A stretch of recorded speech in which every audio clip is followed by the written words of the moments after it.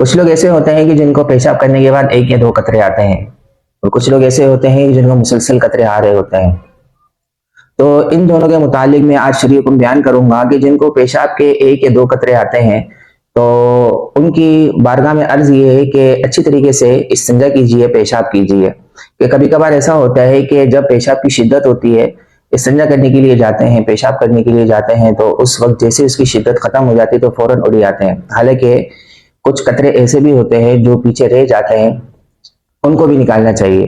اور جو یہ گمان کرتے ہیں کہ پیشاب کرنے کے بعد 2-3 قطرے نکلیں گے، یا ان کو احتمال ہے کہ نکلیں گے 2-3 قطرے، تو ان کے اوپر استبراء کرنا یہ واجب ہے۔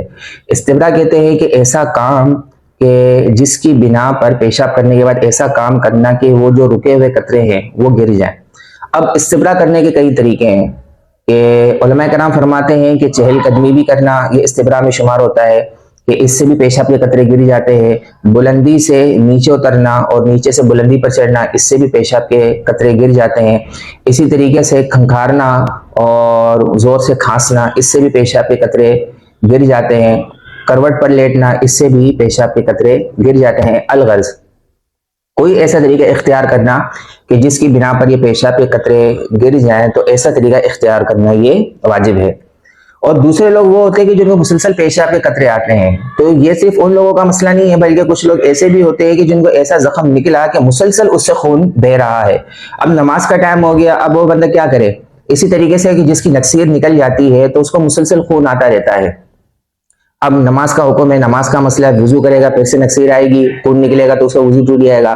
تو اب ایسے شخص کے بارے میں شریعت کیا حکم دیتی ہے؟ دیکھیے، تو ایسے شخص کے بارے میں شریعت یہ حکم دیتی ہے کہ وہ شخص اپنے امتحان لے گا۔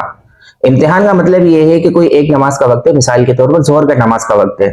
اب وہ ظہر کے نماز کے وقت میں اپنا امتحان لے گا، وہ اس طریقے سے کہ وضو کرے اور نماز کی طرف آئے۔ اگر اس دوران اگر اس کو خون نکل کر آ جاتا ہے یا پیشاب کے قطرے آ جاتے ہیں، تھوڑی دیر رک جائے، نماز کو توڑ دے، تھوڑی دیر رک جائے، اب پھر اس کے بعد جا کر وضو کرے، وضو کر آئے، پھر نماز ادا کرے۔ اگر اس دوران پھر سے اگر یہ عذر پایا گیا تو پھر سے رک جائے، اسی طریقے سے تیسری مرتبہ کرے، اگر پھر پایا گیا تو پھر سے رک جائے۔ تو خلاصہ کلام یہ ہے کہ پورے وقت میں اتنا وقت نہیں ملا، نماز کے پورے وقت میں اتنا وقت نہیں ملتا کہ کامل طریقے سے وضو کر کے اور نماز کو ادا کر سکے، حتیٰ کہ آخر میں اتنا وقت رہ گیا نماز کا کہ صرف 4 رکعت وہ فرض ادا کر سکتا ہے۔ اتنا وقت رہ گیا، مثال کے طور پہ 4 منٹ باقی ہیں یا 5 منٹ باقی ہے، 3 منٹ باقی ہیں، اتنا وقت رہ گیا ہے کہ اب وہ صرف 4 نمازیں صرف وہ ادا کر سکتا ہے۔ تو اب ایسے شخص کے لیے حکم یہ ہے کہ جائے وضو کرے اور نماز ادا کرے، اگرچہ اس دوران اس کا یہ عذر پایا جا رہا ہے، پیشاب کے قطرے آ رہے ہیں، خون رس رہا ہے یا خون آ رہا ہے، اب اس دوران وہ نماز ادا کر لے، اس کی نماز ادا ہو جائے گی۔ لیکن جیسے ہی نماز کا وقت نکلے گا، اس کا وضو ٹوٹ جائے گا اور اگلے نماز کے وقت کے لیے دوبارہ سے وہ وضو کرے گا۔ اب اس ایک وضو سے وہ جتنی بھی چاہے نمازیں پڑھ سکتا ہے، شرط یہ ہے کہ اس عذر کے علاوہ کوئی دوسرا وضو ٹوٹنے والی چیز نہ پائی جائے۔ تو اگر وہ دوسری چیز پائی جائے گی تو اب وضو ٹوٹ جائے گا، اب نئے سرے سے وہ وضو کرے گا، اب جتنی چاہے اس وقت میں فرائض ہے، نوافل ہے، وہ ادا کر سکتا ہے۔